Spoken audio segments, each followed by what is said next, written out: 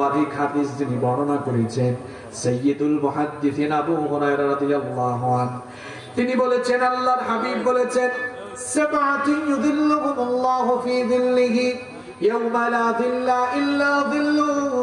সাত শ্রেণীর মানুষকে রব্বুল আলামিন কিয়ামতের সেই মহা বিভীষিকাময় দিনে তার আরশের ছায়ার নিচে জায়গা দিবেন, যেই দিন আল্লাহর আরশের ছায়া ছাড়া আর কোনো ছায়া থাকবে না। এক নম্বর হচ্ছে আল ইমামুল আদিল, ন্যায়পরায়ণ শাসক। দুই নম্বর হলো ওয়াশাবুন নাশআ ফি ইবাদাতিল্লাহ, ওই যুবক যে তার যৌবনকাল আল্লাহর ইবাদতে কাটিয়েছে। তিন নম্বর হলো রাজুলুন কলবুহু মুআল্লাকুন ফিল মাসাজিদ, মসজিদের সাথে যেই ব্যক্তির অন্তর, মসজিদের সাথে যে ব্যক্তির অন্তরের সম্পর্ক, অন্তরের টান থাকে। চার নম্বর হলো রাজুলানি তাহাব্বান ফিল্লাহি ইজতামা আলাইহি ওয়া তাফাররাকা আলাইহি, যে ব্যক্তি আল্লাহর সন্তুষ্টির জন্য কাউকে ভালোবাসে আবার আল্লাহর জন্য কারো সাথে সম্পর্ক ছিন্ন করে।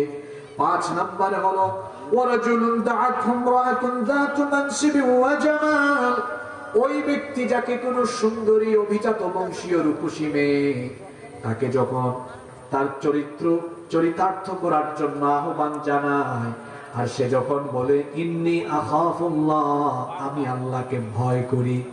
ছয় নম্বর হলো ওয়ারাজুলুন তাসাদ্দাকা বিসাদাকাতিন ফাআখফাহা হাত্তা লা তা'লামা শিমালুহু মা তুনফিকু বিয়ামিনিহি, ওই ব্যক্তি যার ডান হাত কি দান করেছে বাম হাত টেরও পায় না।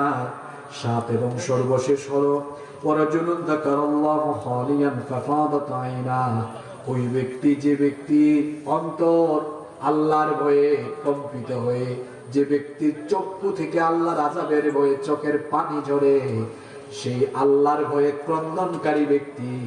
এই হলো মোট সাত শ্রেণীর সাত ব্যক্তি। এই সাত শ্রেণীর ব্যক্তিকে রব্বুল আলামিন কিয়ামতের দিন তার আরশের ছায়ার নিচে জায়গা করে দিবে। কয় শ্রেণী? পুরুষ মানুষের মতো বলেন আপনারা, তো বেড়া মানুষ বেডি মানুষের মতো বলেন কেন? নাকি শরীফ থেকে শরীফা হয়ে গেছেন আপনারা?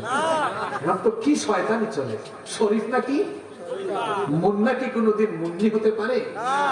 এটা মুখে মুখে পারবে, কিন্তু শরীরের যন্ত্রাংশ পাল্টাইয়া হইতে পারবে না। ঠিক আছে কথা? এগুলো শয়তানি। ইবলিস এখন রিটায়ার্ডে চলে গিয়েছে, আর ভাবতেছে আমি আর কি জাতের শয়তানি করি, আমার চেয়ে বড় শয়তান এখন বাংলাদেশে বের হয়ে গেছে। আল্লাহ শয়তানি থেকে জাতিকে হেফাজত করে। তাহলে আরশের ছায়ার নিচে জায়গা পাবে কয় শ্রেণীর মানুষ? আরো জোরে বলেন কয় শ্রেণী? আমরা এই সাত কাতারে থাকতে চাই তো? কারা কারা চান না হাত তুলে? মাশাআল্লাহ, আপনার এলাকার মানুষ খুব মনোযোগী, আলহামদুলিল্লাহ পড়েন। আমি ভাবছি আমাকে 11:30টার দিকে উঠাইছে, মানুষের মনোযোগ নাই, কিন্তু এখানে ব্যাপার দেখতেছি উল্টা, মনোযোগ আরো বাড়ছে। আলহামদুলিল্লাহ পড়ে। আপনাদের মনোযোগ যদি বাড়ে, আমারও আজকে মনোযোগ বাড়বে ইনশাআল্লাহ। তাহলে কয় শ্রেণীর মানুষ? জোরে বলেন। এবার আসেন তো, এই 7টি গুণে গুণান্বিত হওয়া কি এতই সহজ? কি মনে হয় আপনাদের এতই সহজ? আসেন তো একটু শুরু করি। এক নাম্বার আল ইমামুল আদিল, ন্যায়পরায়ণ নেতা, ন্যায়পরায়ণ শাসক, ন্যায়পরায়ণ নেতা। আগে খেতার কথা না নেতার কথা? জুড়ে বলতে হবে, আগে খেতার কথা না নেতার কথা? নেতার কথা এখানে আগে আসলো কেন? ড্রাইভার ঠিক না থাকলে গাড়ি ঠিক থাকবে? কই যাবে? রাস্তায় না খাদে? জোরে বলে। ড্রাইভার অদক্ষ হলে গাড়ি যেমন খাদে যাবে, যে কোনো সমাজের নেতা ঠিক না হলে ওই সমাজ নষ্ট হয়ে যাবে।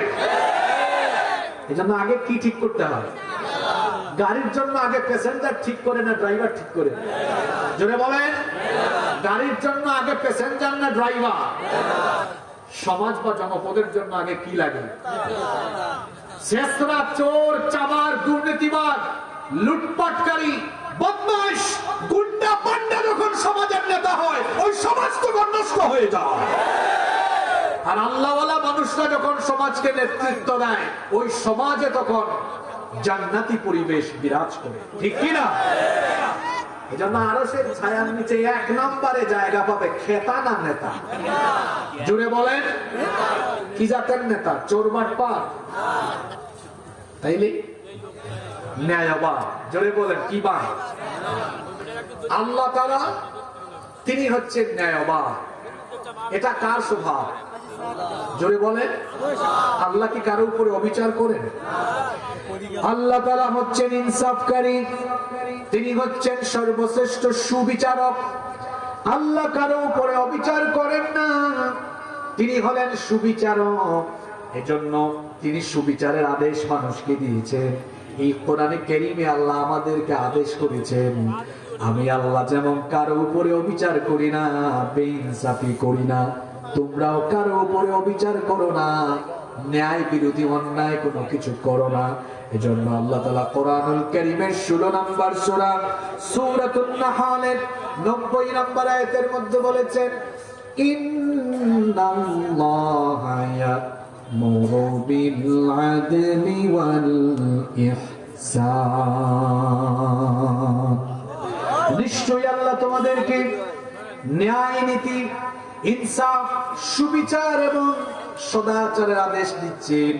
আবার কোরআনুল কারীমের 49 নম্বর সূরা সূরাতুল হুজুরাতের 9 নম্বর আয়াতে আল্লাহ আরো সুন্দর করে বললেন, ওয়া আকাসিতু ইন্নাল্লাহা ইউহিব্বুল মুকসিতিন।